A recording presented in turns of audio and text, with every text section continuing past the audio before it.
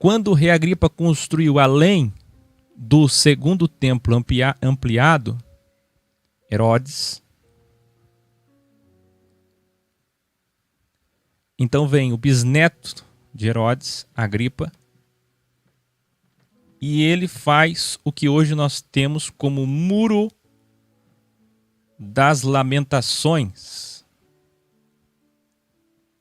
E seja no Monte Templo, onde hoje, dominado pelo Islã, tem o Domo da Rocha, e nós temos uma maquete dele no cenário do novo programa. Veja aí a imagem do Muro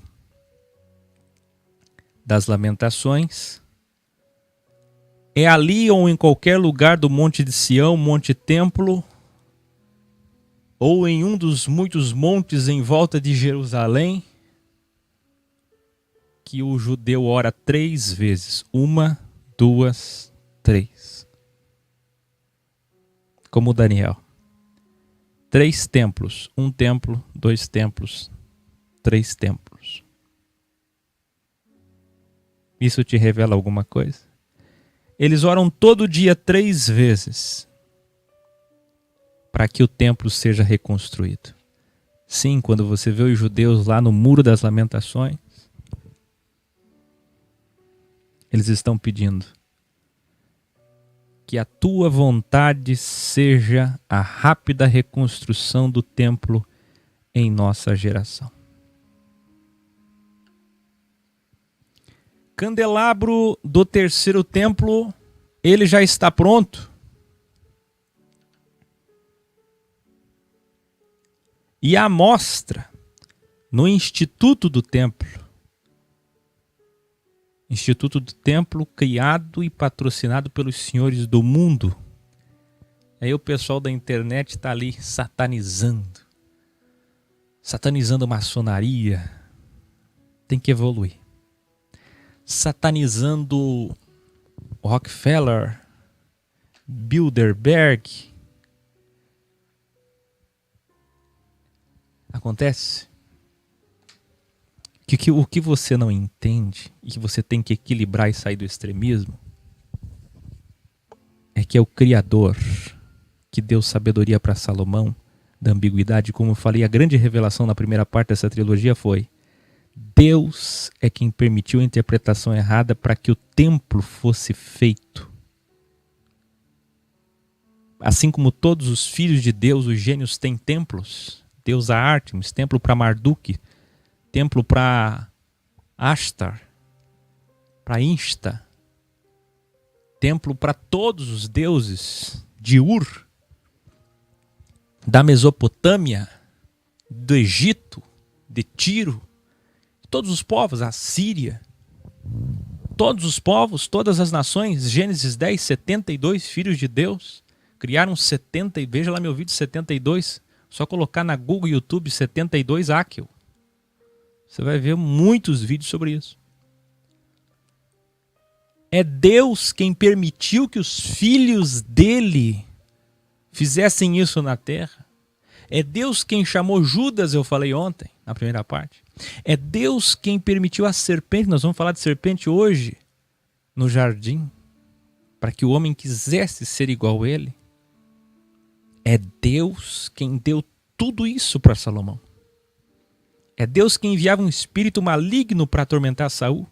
É Deus quem pediu para que fizessem um bode, um cordeiro imolado ou um bode.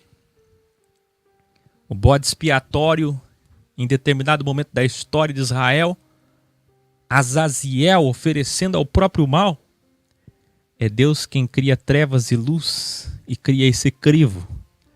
Então é Deus que está diante de todas as coisas. Ou nunca leste o que disse Paulo? Não seja tolo como o pessoal da internet. Vocês que são do EC, eu quero ter orgulho orgânico, orgulho do bem de vocês. Eu não quero ver equiano, no bom sentido, não sistematizado, que tem a visão desse trabalho, dos ensinos. Eu não quero ver gente assim, que se diz do trabalho EC, por aí, ignorante, ignóbil, como 99% de toda a rede mundial de computadores. Entre em qualquer vídeo agora. É só tolice. Entre em todos os canais. Verdade oculta, verdade liberta, verdade para cima, verdade para baixo, verdade para trás, verdade para o lado. Illuminati, Illuminati, Illuminati, Illuminati, Illuminati, maçom, maçom, Illuminati. Só besterol. Eles não conhecem Deus. Se você quer sair do sistema por causa de maçonaria, você nunca saiu do sistema, porque a prisão mental é muito maior. A prisão mental é vencer o ego. Não é vencer maçom, é vencer mamon. É vencer o que Jesus venceu, o seu lado mal, o diabo, o mal, terceiro e poder. É Deus quem permitiu que Caim fosse o que fosse, que preservou a vida de Caim para que ele fosse o primeiro construtor. É Deus quem destruiu a humanidade com uma arca salvando 8, sabendo que a maioria não ia querer entrar na arca. É Deus quem está por trás de todas as coisas e disse: Nabucodonosor, destrua o templo que eu mandei construir. Tito Domiciano, destrua o segundo templo que eu mandei construir. É Deus quem vai corporificar o mal e trazer o anticristo para crivar os homens e enganar Israel. É Deus quem esteve aqui em carne e ao invés de trazer paz dos pais aos filhos não trouxe, deixando para um reino vindouro. É Deus quem vai executar o apocalipse, matando 2/3 da humanidade e se aproveitando da maldade do homem, interferindo só no momento que não fere sua justiça. É Deus quem criou as partes inferiores que hoje você conhece como inferno. As pessoas não conhecem o Criador. Então pare de falar tolice, você tem que ter mente evoluída.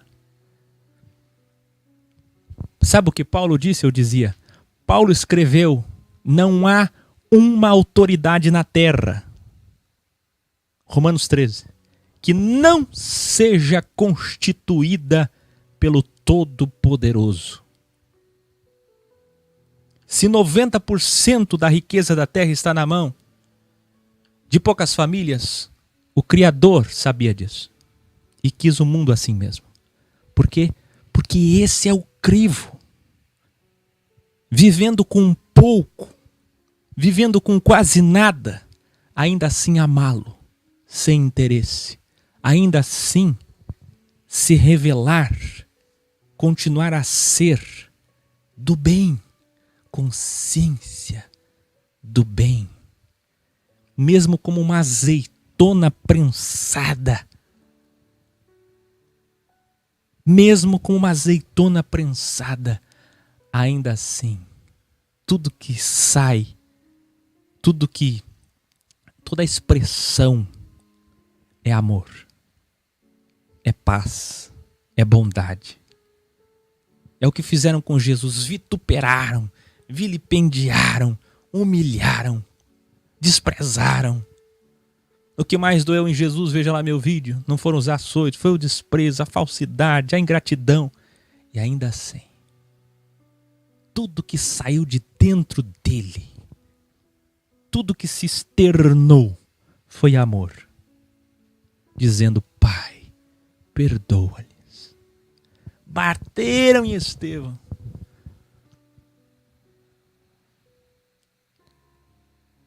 Perseguiram, humilharam, insultaram. Mas lá estava ele. Pai, perdoa-lhes. Essa é a consciência do bem. Pode esmagar, fazer o que quiser. Daqui só sai amor. Eu não estou dizendo para ser capacho. Eu estou dizendo que para aqueles que perseguem o evangelho, a esses damos outra face. Não é na vida que é para dar outra face. Já ensinei isso a vocês. Ninguém ensina isso, eu ensino. Na vida, prudente como serpente. E até mesmo no evangelho. Lidando com víboras, tem que ser serpente também.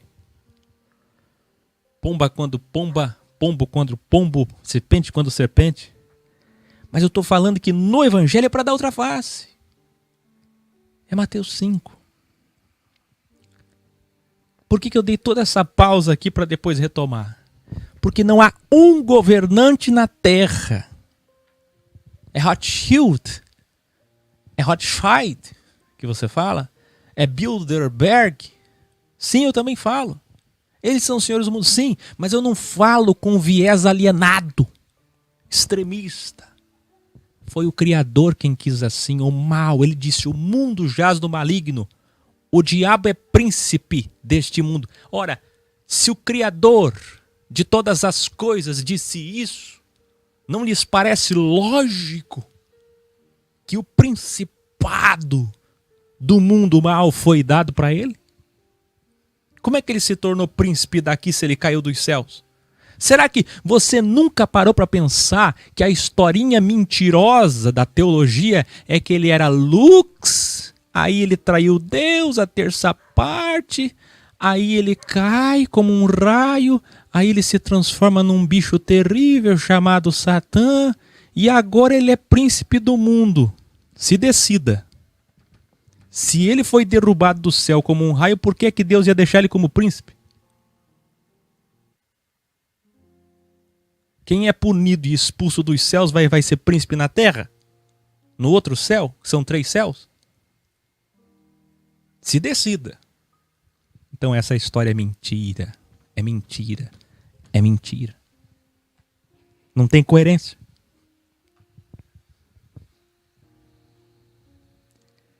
O mal domina o mundo. É Deus quem quis que os governantes fizessem isso. É Deus quem usou o faraó e endureceu o coração dele. É Deus quem usou Nabucodonosor. É Deus quem usou Tito Domiciano. É Deus quem vai usar o anticristo, corporificado em mal, mal em carne. É Deus quem vai soltar o diabo, entre aspas, metaforicamente, no final do milênio, para crivar os homens pela última vez. É Deus quem está crivando consciências. Você não conhece Deus. Não lhe foi apresentado o verdadeiro Deus. Você conheceu um Deus da Igreja Católica, comercializável, cabelos lisos, olhos claros, anjinhos com asa, um pai sentado num trono, com cabelos brancos, barba branca, vestes brancas, muita luz, um Espírito Santo goste, que ora desce, ora se apodera, sobe, fogo, coluna, fumaça, vento. Você aprendeu tudo errado. A tua imagem das coisas é a imagem adulterada, equivocada da Idade Média da Igreja Católica. Voltando. Candelabro do terceiro templo já está pronto e à mostra no Instituto do Templo. Esse candelabro custa $milhões e já está pronto para o terceiro templo. Números cabalísticos e representadores de hologramas partículas, seja holograma ou seja partícula. Vamos para esses números? Olha só. No 7º mês, 7. No 12º ano do reinado de Salomão, 12. Ambiguidade, 6, hexagrama. Inaugurou-se o primeiro templo. 7 anos para construir. A inauguração demorou 7 dias. E a festividade das tendas também 7 dias. E mesmo com tantos 7, o templo representava o PIB de Salomão, 666. Começam aqui grandes revelações sobre o terceiro templo de Salomão. Provérbios capítulo 14, ou Provérbios 14, melhor dizendo, verso 12 diz o seguinte: há caminho que ao homem parece direito, mas ao cabo dá em caminho de morte. Sabe quem escreveu isso? O próprio. E é exatamente o que aconteceu com Salomão. Salomão se perdeu em tanto conhecimento sobre a ambiguidade. E não suportou Em parte não o julgo, porque sinceramente cai eu aqui num assunto absolutamente esotérico, profundo, interno, só para pessoas muito evoluídas. Eu fico pensando. O Criador em carne pouco falou de Salomão, as suas duas referências foram neutras. E eu fico pensando, podemos nós julgar Salomão? Qual de nós suportaria tamanha sabedoria, se somos tão limitados?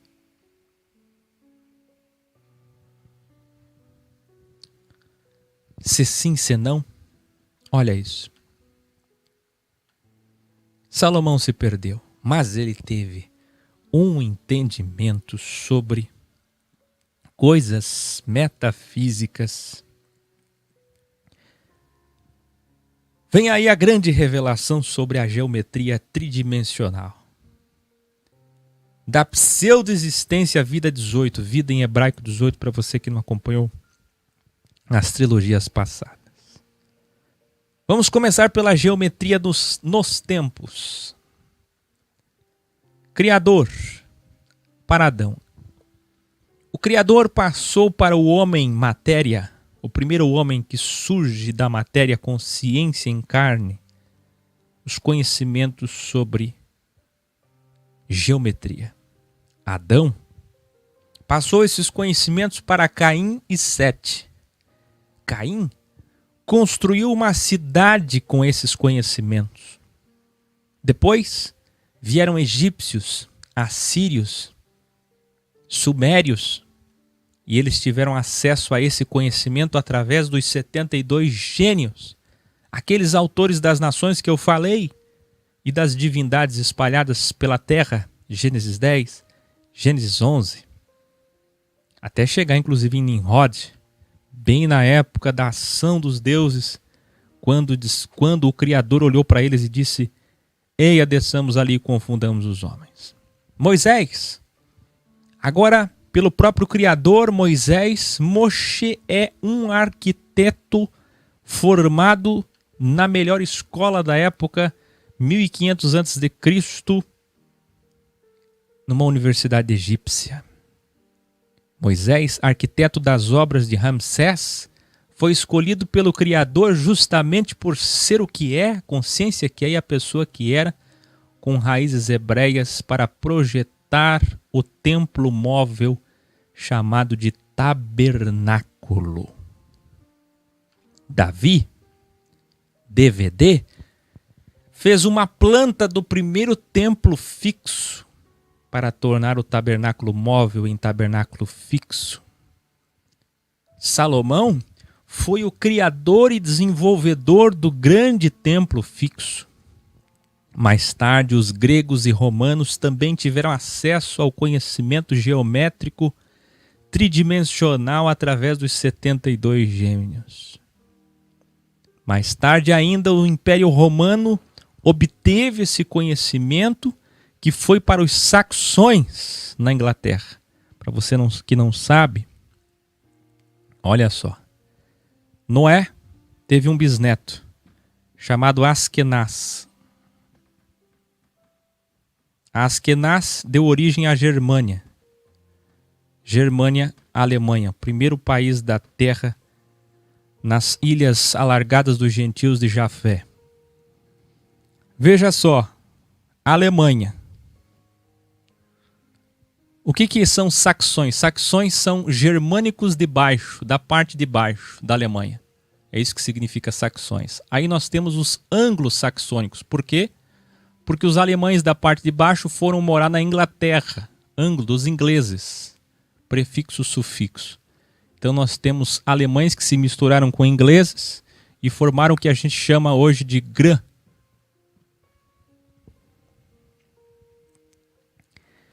E é nesse Reino Unido, na Inglaterra, Escócia, Wales, que nós temos os ex-antigos anglo-saxônicos. A mistura dos bisnetos de Noé, Jafé, depois Askenaz, os saxões com os anglo, hoje ingleses. Mais tarde, surge então A colonização na América do Norte, surgindo os Estados Unidos. Então você lê Roma, primeiro Grécia, os filhos de Deus agindo ali na arquitetura, o conhecimento geométrico, depois Roma, depois Alemanha, depois saxões, depois anglo-saxônicos, depois Estados Unidos. E agora Estados Unidos perpetuando a sua cultura para o mundo, que é a mesma coisa que dizer a cultura anglo-saxônica, que é a mesma coisa que dizer a cultura Askenaz, ou Askenazi. Da Inglaterra para os Estados Unidos e a cultura mundial da ONU, dominada especialmente pela economia da Inglaterra e da Alemanha, Europa e América. Lê-se Estados Unidos. No livro dos Números 21, Deus mandou Moisés fazer uma serpente de bronze. E agora a gente vai se aprofundar num assunto muito esotérico com S. Para você que não fez as trilogias e aí não acompanha, e antes que vomite ignorância, Exo é interno, Exo com X é externo. Nós vamos falar agora um assunto interno, profundo. Está preparado? Está preparado para grandes revelações da segunda parte? Você viu na visão panorâmica geral qual é a visão maçônica? Porque é isso que se estuda numa sociedade, numa agremiação. LBV, Rosa Cruz, Bahá'í, maçonaria, tanto faz. Eles entendem as construções ao decorrer dos tempos, desde a primeira, Caim, depois Arca de Noé, depois, ou melhor, Nimrod, depois, Noé primeiro, depois Nimrod, Torre de Babel. Eu já vou falar sobre a Torre de Babel, tem uma revelação incrível sobre a Torre de Babel, segura aí. Se não der tempo hoje na última parte. Então, o que eu vou falar agora é que vocês viram que ao decorrer dos tempos,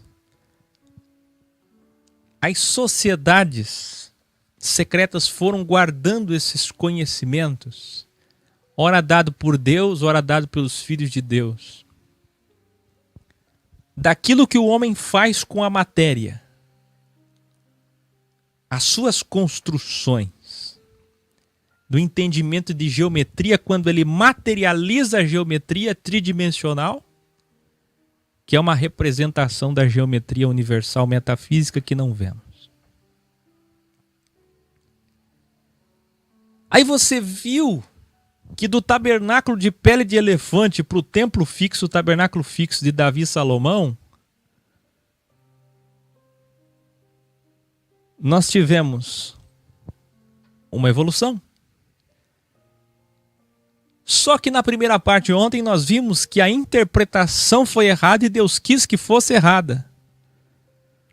E é agora que nós vamos ver que nesse templo de Salomão, eu falei ontem, por muitas vezes foi pervertido com o passar dos tempos, Roboão, Manassés, e passou o tempo, foi saqueado, roubado, adulterado, profanado.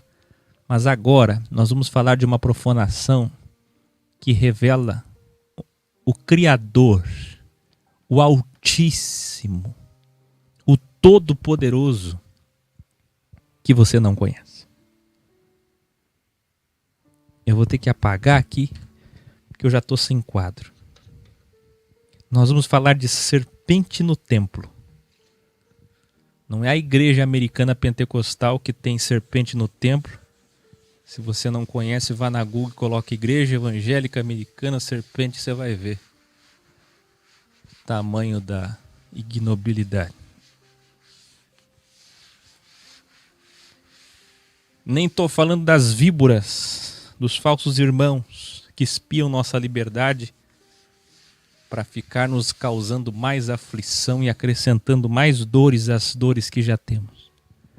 Não. Estou falando da serpente Deus.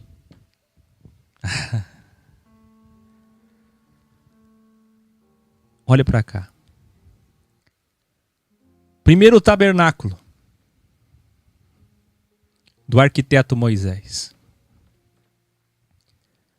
Depois Salomão. Começou com Davi e Salomão. Para o templo fixo. Aqui a serpente com Moisés no deserto. Você lembra da serpente levantada? Já vamos falar. E essa serpente foi parar agora dentro do templo de Salomão. E é isso que a gente vai escrutinar agora. Você não tem ideia. Quando eu falo em ambiguidade, cada vez mais que se aprofunda nisso daqui, é como puxar, é como tentar estancar uma cachoeira.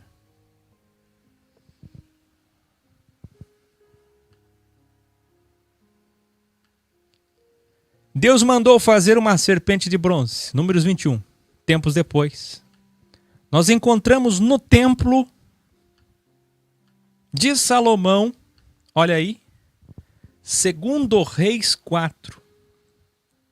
Ele tirou os altos, quebrou as estátuas, deitou abaixo os bosques e fez em pedaços a serpente de metal. Ah! Que coisa. Você vê isso?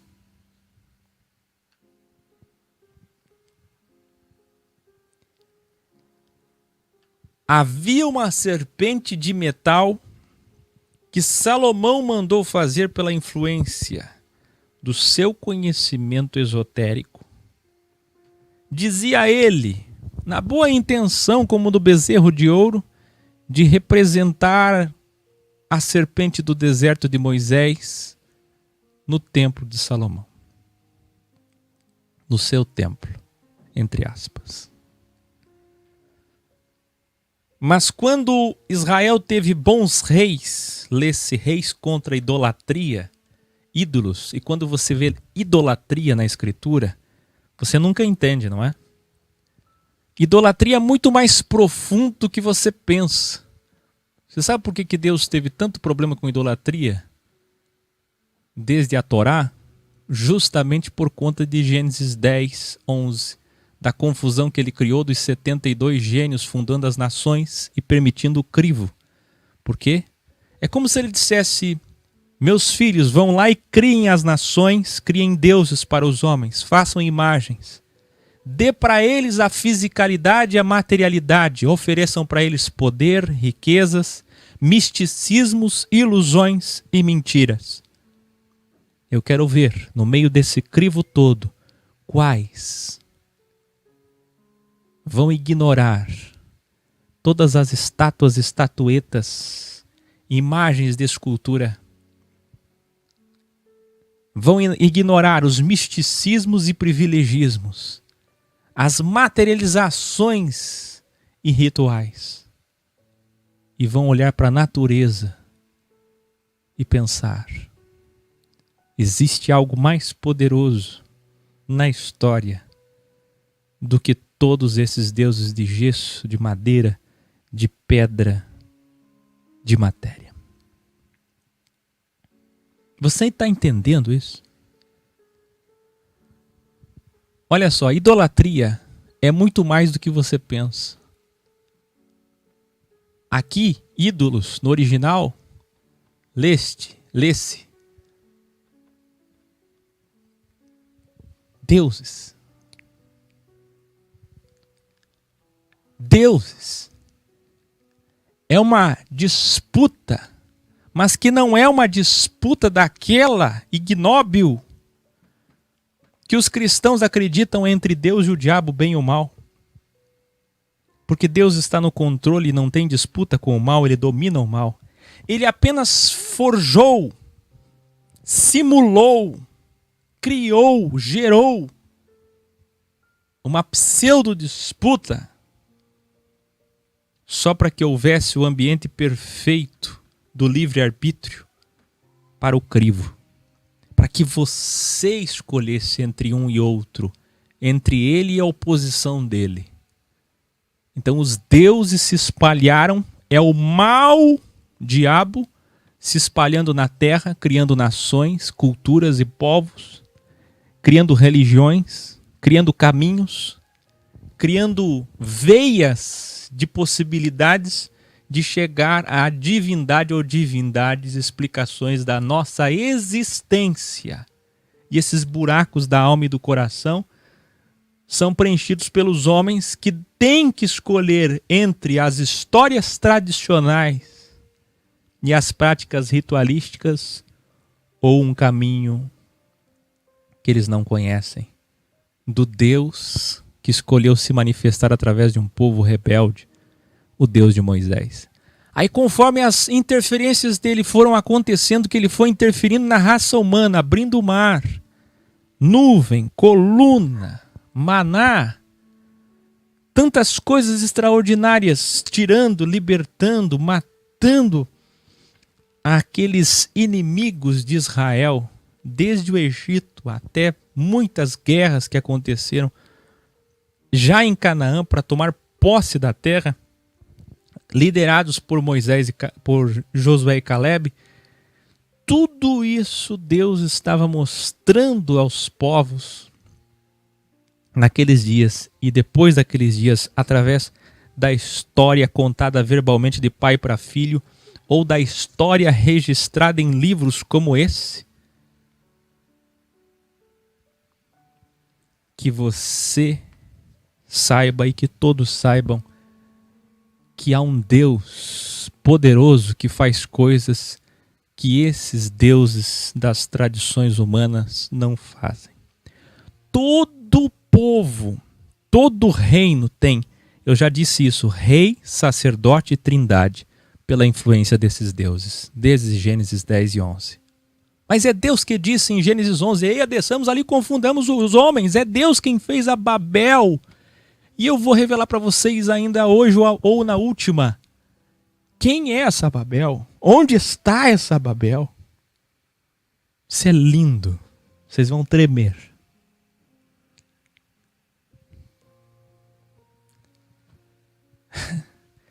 Por isso essa questão da idolatria, de ídolos. Por aí o cristão fala tanto, a cristandade fala tanto em idolatria, eles não sabem o que é idolatria, é essa disputa criada pelo crivo. Por quê? Porque sempre tem rei, sacerdote e trindade. Todo povo. Mas tem mais do que isso. Para onde você olha, tem mais do que isso.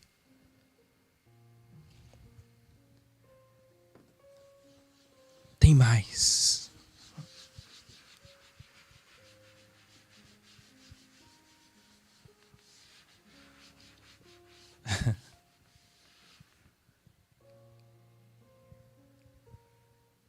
Vou fazer certinho aqui.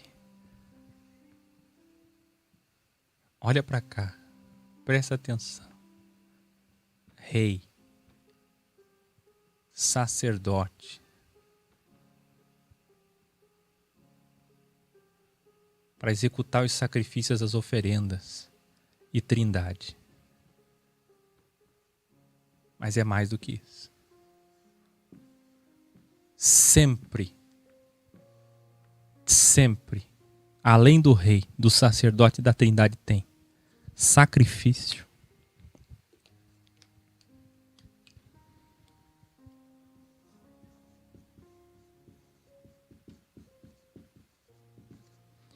As canetas não ajudam hoje. Paciência. Sacrifício.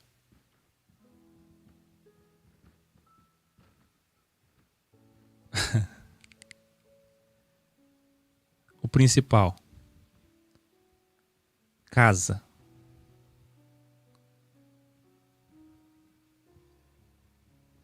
E o privilegismo.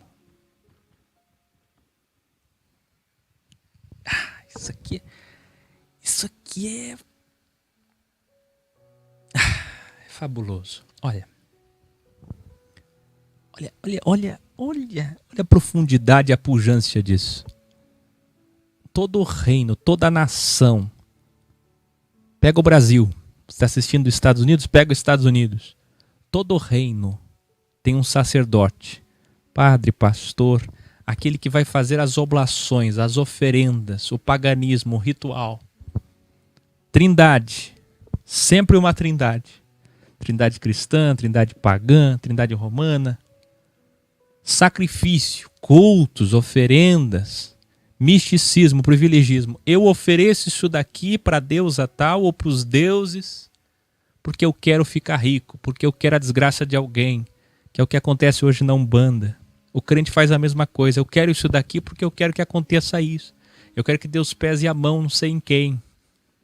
Eu quero que o Senhor faça isso, faça aquilo, que vingue meus inimigos, que destrua aqueles que me odeiam. Eu quero que Deus faça isso, faça aquilo na minha vida, me proteja, me prospere, me guarde, me cure. E uma casa, o templo, onde Deus habita, vamos à casa do Senhor. Então isso daqui era peculiar aos deuses, à idolatria.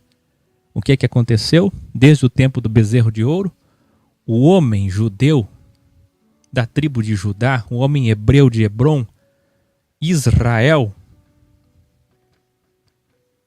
infelizmente Israel fez a mesma coisa. Israel se tornou um reino com sacerdote, com trindade, com sacrifício, com misticismo e com casa de Deus, que é a deturpação do templo.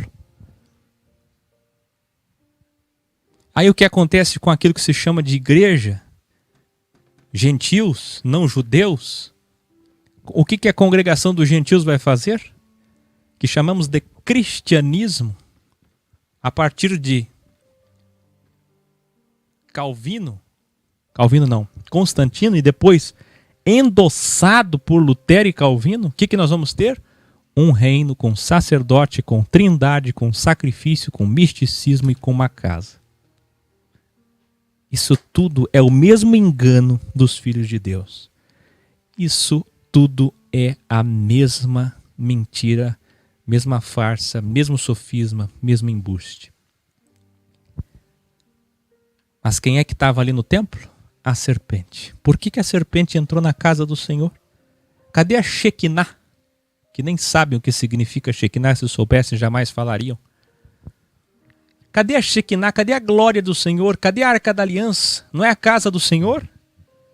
Ele é fraco que ele não pode cuidar da sua casa? Por que permitiram?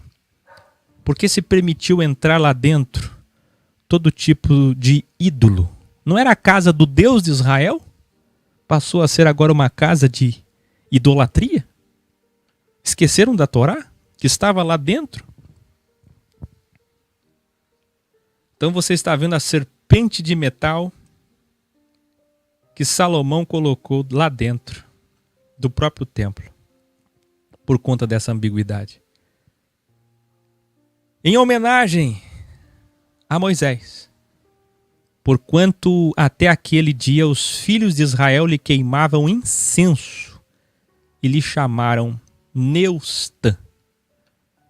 Veja, Israel já estava chamando até aqueles dias, passou tanto tempo depois de Salomão. A serpente de metal ficou lá dentro e já passou a ser uma entidade, uma divindade chamada Neustã, a serpente. Que templo é esse que eles frequentavam? Os gnósticos originais eram conhecidos como ófitas, que significavam simplesmente adoradores de serpentes. Por quê? A sagacidade, a inteligência extraordinária da serpente. Eles adoravam a sabedoria das serpentes e entendiam a ambiguidade anteriormente revelada por Salomão. Eu já falei para vocês sobre a serpente do jardim do Éden. Os querubins falharam na proteção. Veja, vocês verão agora o significado majoritário de serpente. Por que a metáfora escolhida é serpente para o jardim do Éden, que não é literal? Por que o crivo da inocência para a consciência, oferecendo 666, terceiro poder para a mulher, para que conheça, evolua, é oferecido pelo lado mal de Deus, que derruba o homem? Já ensinei vocês tantas vezes. Vocês que estão chegando agora, espantosos, estão aí assustados com isso. Erro seu. Eu sei o quanto isso te espanta, mas é um erro seu. Não mexe os dedinhos para escrever nada. Vai estudar trilogias atrás. Vai estudar que você vai entender. Os maçons usam esquadra e compasso. A longa história do martelo, da marreta da justiça, esquadra e compasso também. Ora, o que é que o esquadra e compasso tem em comum com o hexagrama de Davi? O que é que o esquadra e compasso tem em comum com as serpentes dos gnósticos? Olha que grande revelação, os rosa-cruzes, rosa e cruz, como já desde 2002 revelei para vocês, é o mesmo símbolo da igreja luterana, rosa e cruz. Por que rosa e cruz? Esquadra e compasso. Isso daqui, o hexagrama, ou rosa e cruz, ou a cruz com o sol, é ambiguidade também. Porque é sofrimento e descanso, leveza e dor. É ambiguidade. Rosa Cruzes, o mesmo símbolo. E Lutero começou, se você é evangélico, você está me assistindo, você é evangélico? Você é evangélico? Pois é. Quem começou a igreja evangélica, quando nem esse nome tinha, foi Lutero. Um padre que morreu, monge, morreu padre. Um padre, antissemita. Uma história terrível. Coloca Lutero Akel na internet e você vai ver todos os vídeos sobre isso. Mas acontece, meu querido evangélico que está assistindo agora, que o símbolo do luteranismo é o mesmo do Rosa Cruz, a ambiguidade. Lutero sabia o que era ambiguidade, ou pelo menos alguma coisa sobre. Os esotéricos, Yin Yang, os alquimistas, lembra do andrógeno, hermafrodita, que vem dos deuses Hermes e Afrodita. Afrodite, melhor dizendo, homem e mulher unidos em nós. Então seja do deus andrógeno, dos alquimistas, hermafrodita, de Hermes e Afrodite, homem e mulher. Veja a trilogia Sofia, lado feminino de Deus, macho e fêmea, do obelisco e da cúpula em linha reta em quase todas as cidades. Onde você mora?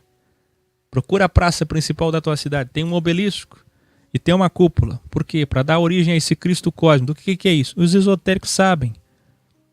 Tudo isso daqui é revelado pelos filhos de Deus, conhecimento revelado por Salomão, que detinha conhecimento dos filhos de Deus, dos 72 gênios, da Goétia e tudo mais. Esses conhecimentos todos são verdade.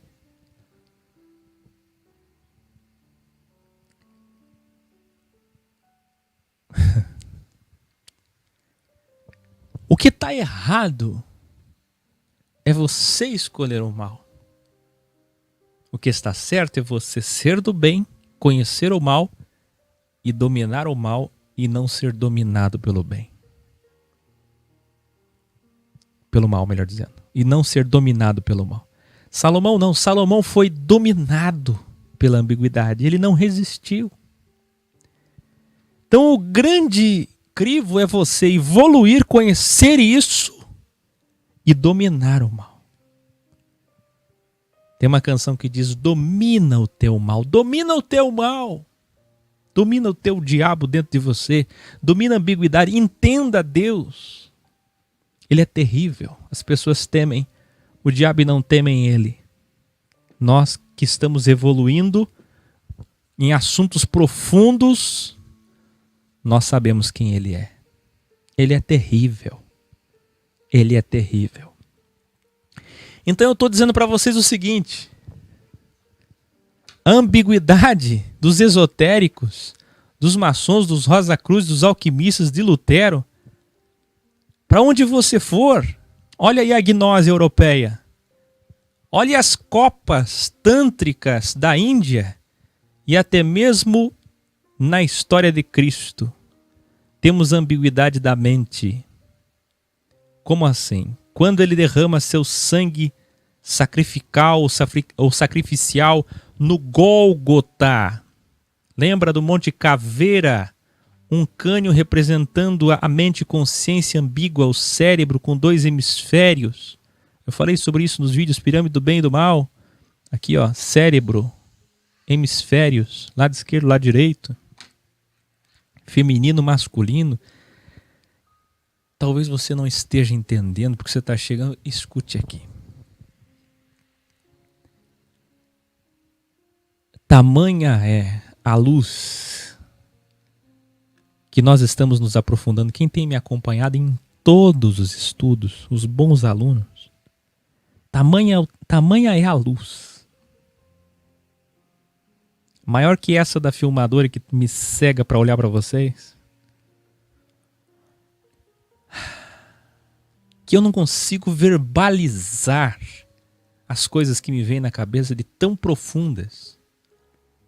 Porque eu precisaria de horas e horas e eu tenho um desafio, terminar o mais breve possível. Porque as pessoas não têm mais paciência para ver vídeos longos. Ei, olha a grandiosidade disso. O que eu estou querendo dizer é que a geometria espacial do universo está representada no Templo de Salomão. Nos símbolos de Salomão. Seja pelo bem e pelo mal. Eu dizia para os irmãos próximos de mim, aqui nas reuniões, o que é lindo? É o nascer e o pôr do sol e não o sol do meio-dia. As pessoas tiram foto é do nascer, é do pôr, porque são as trevas que dão valor à luz. O lírio é lindo porque ele está no pântano. As estrelas são lindas porque elas estão no breu. Porque elas estão nas trevas, na densidade das penumbras. Deus está nas sombras porque essa luz só tem valor quando ela está nas sombras. É como um filho que só teme o seu pai quando conhece o lado mal do seu pai. E então conhece sua justiça. Só bem, só bom, só bondade. Quem não conhece ambiguidade não é perfeito. Porque nunca poderá dizer que é justo se nunca foi crivado. Jó era justo. E a poesia diz o seguinte: é fácil ele ser justo, porque ele nunca foi crivado. E é por isso que o livro de Jó nos conta a história mais linda e profunda, poética, de um homem que perdeu tudo da matéria, que perdeu até a razão da existência, que perdeu os amigos e o apoio da família, mas que depois de crivado, conhecendo o mais profundo do bem e mal, ele disse: só tem um caminho que eu posso seguir. O caminho da humildade. Eu vim do humus. E é pro humus que eu vou voltar. Eu vim do nada. Ele é a existência de todas as coisas. Se eu conhecer a sua maldade agora, o que eu vou fazer? Murmurar, blasfemar? Eu pensei que Deus era aquele bonzinho da Igreja Católica da Idade Média. Mas quando eu conheço a rosa e a cruz, o triângulo para baixo e para cima, o esquadro e o compasso, quando eu conheço o sol e a cruz, quando eu conheço o yin, o ying, aqui ó, o yin e o yang, quando eu conheço o Hermes e a Afrodite, quando eu conheço as serpentes entrelaçadas, quando eu conheço o sangue da cruz descendo no Gólgota, do Monte Caveira, do branco e do vermelho, da água e do sangue que saem do lado de Jesus, é aí que eu sou crivado de fato. Porque só tem dois caminhos. Ou eu não aceito a minha existência e esse Criador, ou eu faço como Jó. Se recebi a tua bondade, também é justo receber a tua maldade.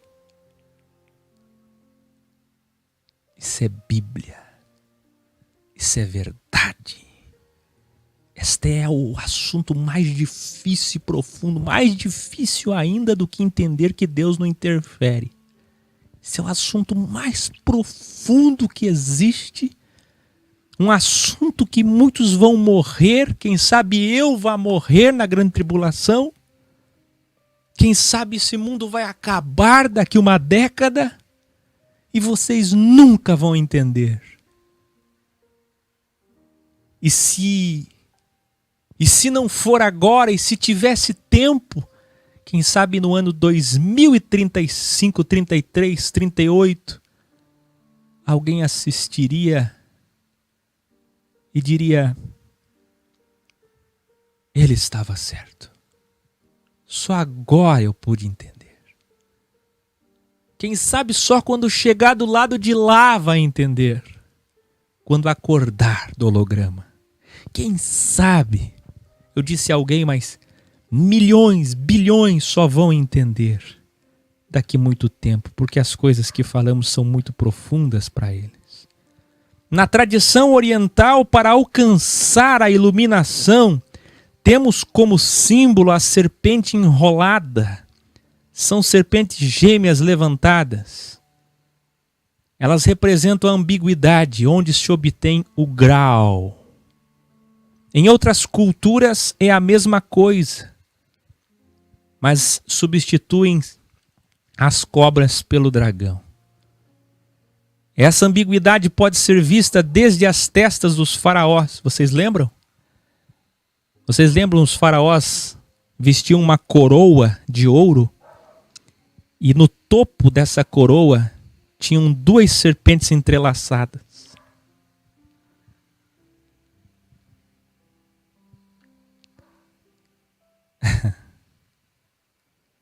Quando os magos dos deuses, do lado mal, do triângulo para baixo, transformaram aqueles cajados, aqui vocês não estão enxergando mais nada, transformaram aqueles cajados em serpentes, e depois Moisés, assustado com a cena, também lançou com a voz do Senhor, e a sua serpente transformada engoliu as outras. Significa que no final o triângulo para cima tem poder e vence o triângulo para baixo, mas não anula a ambiguidade. É isso que o livro de Jó conta. Enquanto era só triângulo para cima, não. Recebeu o triângulo para baixo, perdeu tudo. E no final o bem triunfa sobre o mal. Mas antes que a cobra, a serpente maior, engula as serpentes menores e inferiores, é necessário passar pelo crivo e aceitar o crivo, como diz Filipenses 4, 11 e 12. Até nas insígnias médicas, ambulâncias e hospitais e outros lugares você vê o símbolo da serpente. Por quê? Na África antiga e até hoje a serpente está presa a uma árvore ou cruz como um sacrifício para a comunidade. Portanto, revelação. Encerrando a segunda parte. De um segredo de sábios que só 0,0001% da Terra sabe disso. Está preparado aí? Babel vai ficar para o último dia. A revelação sobre Babel fica para a terceira parte. Grande revelação, estou terminando agora sobre serpente. Segura essa. Qual de vocês sabe o que significa Eva? Adão é primeiro humus. Primeira consciência transformada em matéria. Carbono, hidrogênio, nitrogênio, muito bem. E o que é Eva? Eva, ou Eve, significa serpente feminina, proveniente da raiz Havá, a deusa Ninlil do tempo da Suméria, deidade sumeriana, também associada, revelada pelos filhos de Deus como deusa Azerá, ou Aserá, geralmente lê-se Azerá, que foi vista no templo de Jerusalém como uma árvore entrelaçada com serpentes. Adão, pai de Sete, que foi chamado de filho das serpentes. A serpente no jardim trouxe o ter, ser e poder e possibilidade de ser ambíguo como Deus, conhecer o bem e o mal. Ou você é equilibrado conhecendo o bem e o mal e domina a ambiguidade, ou será dominado pelo lado mal. É o que aconteceu com Salomão, que não suportou. Até Paulo, que naufragou em Malta, atingido por uma serpente, Atos 27, 28, gerou um símbolo usado lá nesta ilha europeia até hoje. Desde o jardim, a serpente representa isso. Veja, é a serpente enganando Eva. Eva, que significa exatamente serpente. Uma das principais deusas, divindades da Suméria e depois de quase todos os povos. Azerá, que Salomão colocou como uma árvore entrelaçada de serpentes, além da serpente que eu falei, em homenagem a Moisés de metal, uma árvore entrelaçada com serpentes dentro da casa do Senhor, viu, cristãos?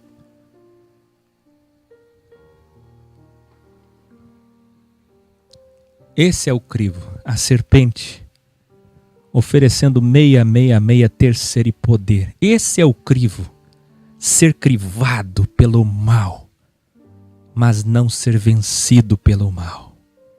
Vença o diabo. O nome do diabo é mal. O nome do diabo é o teu nome, é o teu lado mal. O meu diabo é Áquel. Vencer a mim mesmo, como Jesus venceu em Mateus 4. O meu lado mal vai chegar para mim e vai dizer: tenha um pináculo, almeje coisas grandes, materiais. E eu digo não. Mas você tem poder, você consegue, faça isso, você pode fazer. E eu digo não.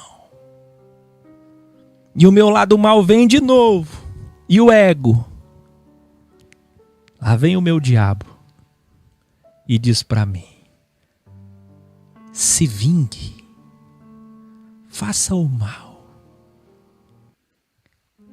Monte, pináculo do templo, ambição, falei para vocês do latim ambire, subir em lugares altos, rodear a terra e procurar matéria. Seja materialista, seja poderoso, e eu vencer esse crivo. O mesmo crivo que é para mim, é para ti, é para todos. Todos têm o mesmo crivo.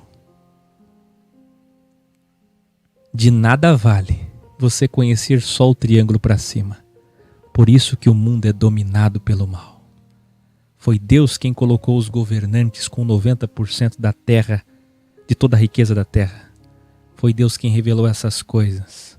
O mundo é um ninho de serpentes, porque Deus criou a serpente para crivar o homem. Eva representa esse lado feminino do mal. O mal que quis ser como Deus e que vai pagar um preço por isso e que precisa ser assim para revelar para ele mesmo se você, ao ser crivado, é bom ou mal. Você é filho de Caim ou filho de Abel? Todos nós precisamos passar pelas serpentes. Todos nós. O meu Deus é o Deus que enviava demônios para esbofetear Paulo, para que ele não se ensoberbecesse, para que o seu diabo, o diabo Paulo, o seu eu, não vencesse e não o tornasse egóico. É Deus quem envia víboras terríveis para afligir o áquil e para manter o áquil em seu lugar, no lugar de matéria. Eu sei, Pai, eu sei. Eu reconheço. Eu nem preciso sofrer tanto assim para reconhecer que do humus eu vim e para o humus eu vou voltar. Até a última parte, segunda-feira.